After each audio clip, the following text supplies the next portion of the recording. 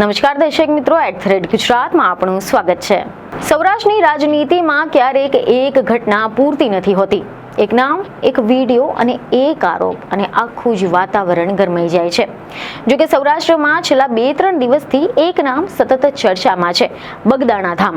છેલ્લા 2-3 દિવસથી બગદાણા ધામનો મામલો એવો જ કંઈક બનીને સામે આવ્યો છે કે જેમાં ધાર્મિક સ્થાન, સામાજિક વિશ્વાસ અને રાજકીય ઓળખ બધું જ એક જ ઘટનાની સાથે ગૂંથાઈ ગયું છે અને આ ટકરાવ હવે સીધો જ સત્તા, ઓળખ અને આરોપોની લડાઈ બની ગયો છે।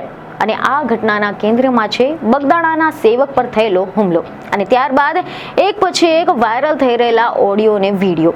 એવા સમાચાર છે કે બગદાણામાં થયેલી એક ચકચારી મારામારીની ઘટના હવે ફક્ત પોલીસ કેસ નથી રહી। આ કેસ હવે ઓડિયો, વિડીયો અને વાયરલ દાવાઓ તેમજ રાજકીય દખલની સાથે વધુ ગંભીર બની ગયો છે।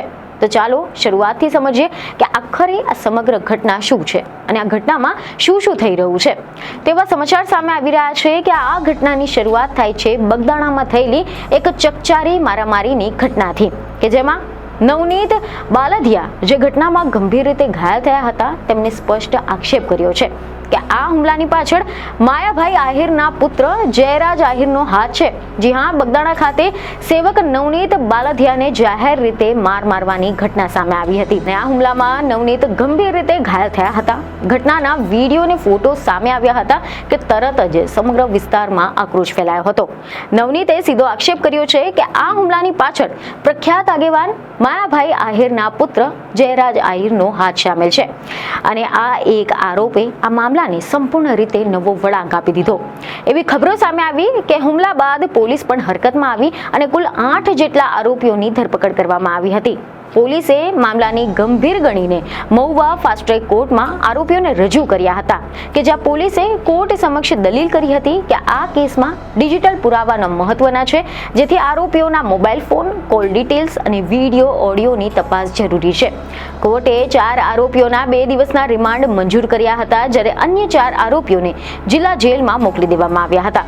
જો કે રિમાન્ડ મંજૂર થયેલા 4 આરોપીઓ છે નાજુ ધીગાભાઈ કામડિયા, રાજુ દેવાયતભાઈ ભમ્મર, વિરેન્દ્ર જયરામભાઈ પરમાર અને સતીશ વિજયભાઈ વનાળિયા। પોલીસનું કહેવું છે કે આ કેસમાં CCTV footage, mobile call data અને અન્ય ટેકનિકલ પુરાવાઓની કડક રીતે તપાસ હાથ ધરવામાં આવશે। પરંતુ અહીંયાથી મામલો વધુ ગંભીર બને છે કારણ કે સોશિયલ મીડિયા પર એક પછી એક ઓડિયો વાયરલ થવા લાગે છે। પહેલા કથિત ઓડિયોમાં જયરાજ આહિર અને નવનીત વચ્ચે વાતચીત હોવાનું કહેવાઈ રહ્યું છે। આ ઓડિયોમાં જયરાજ આહિર કહે છે કે હું નવનીતને મળવા માંગુ છું।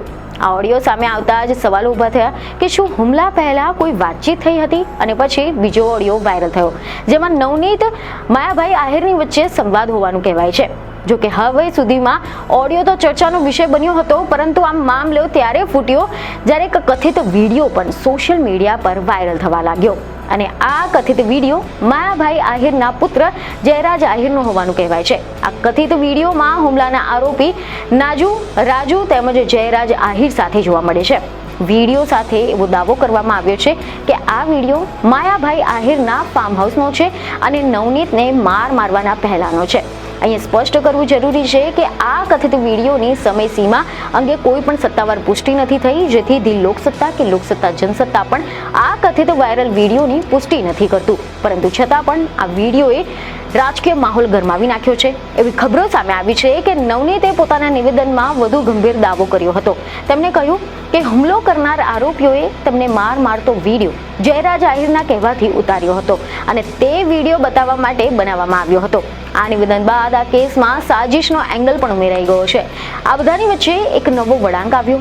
એવા અહેવાલો સામે આવ્યા કે સુરતની એક મહિલાએ નવનીતની સામે કથિત વિડીયો વાયરલ કર્યો હતો, જેમાં મહિલાનો આરોપ છે કે તેના મામા અને તેની માતાની જમીન બેડા ગામમાં આવેલી છે અને આ જમીનમાંથી કરોડો રૂપિયાની ખનીજ ચોરી નવનીત દ્વારા કરવામાં આવી છે।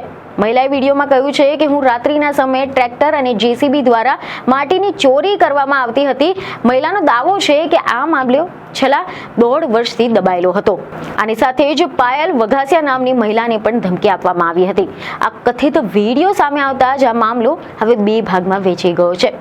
એક તરફ હુમલાનો ભોગ બનેલા નવનીત, તો બીજી તરફ નવનીત પર જ ગંભીર આક્ષેપો. આ દરમિયાન કોળી સમાજના રાજકીય આગેવાનો આ વાયરલ વિડીયોના આધારે રજૂઆત કરવાની તૈયારીમાં છે. સોમવારે આ મુદ્દે સત્તાવાર રજૂઆત થવાની શક્યતા રહેશે. આ ઘટના હવે ફક્ત કાયદા અને વ્યવસ્થાનો મુદ્દો નથી રહી. આ મુદ્દો બની ગયો છે સામાજિક પ્રતિષ્ઠાનો, રાજકીય દબાણનો અને જાહેર વિશ્વાસનો. આ મામલો હવે ફક્ત મારામારીનો નથી રહ્યો, પરંતુ રાજકીય પ્રતિષ્ઠાનો પણ બની ગયો છે. બગદાણા ધામ કે જે શ્રદ્ધા અને આસ્થાનું કેન્દ્ર છે, તે આજે વિવાદના કેન્દ્રમાં આવ્યું છે. પ્રશ્નો ઘણા છે કે આ ઓડિયો અને વિડીયો કેટલા સાચા છે, હુમલાની પાછળ સાચું કારણ શું છે, શું આ મામલે રાજકીય દખલ થઈ રહી છે અને અંતે સત્ય બહાર ક્યારે આવશે. જો કે હાલ તો પોલીસ તપાસ કરી રહી છે, કોર્ટની કાર્યવાહી આગળ વધી રહી છે અને આગામી દિવસોમાં મોબાઈલ રિકવરી, ડિજિટલ પુરાવા અને સીસીટીવી ફૂટેજ ઘણા બધા ખુલાસા કરી શકે છે. પરંતુ ત્યાં સુધી બગદાણા કેસ સૌરાષ્ટ્રના રાજકીય માહોલને ગરમાવતો જ રહેશે.